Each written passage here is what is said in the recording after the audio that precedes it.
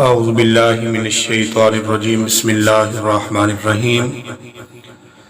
دوستو، آج کی اس مختصر ویڈیو میں ہم ایک مسنون دم سیکھتے ہیں جو آپ صلی اللہ علیہ وسلم اپنے گھر کے مریضوں کو کیا کرتے تھے۔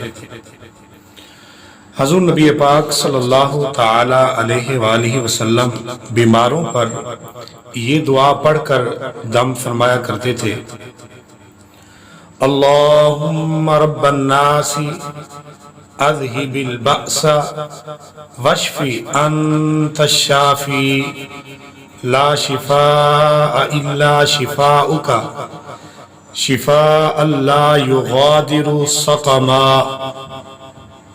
یعنی اے اللہ، لوگوں کے رب، تکلیف کو دور فرما دے، تو شفا دے دے، تو ہی شفا دینے والا ہے، تیری ہی شفا ہے، اور تو ایسی شفا عطا فرما جو کسی قسم کی بیماری نہ چھوڑے۔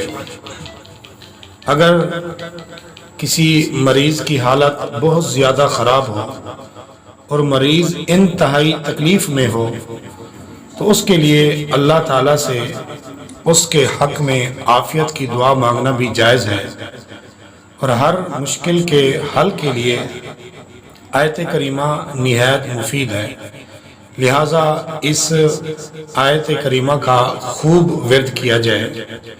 اور وہ آیت کریمہ یہ ہے: لا الہ الا انت سبحانک انی کنت من الظالمین۔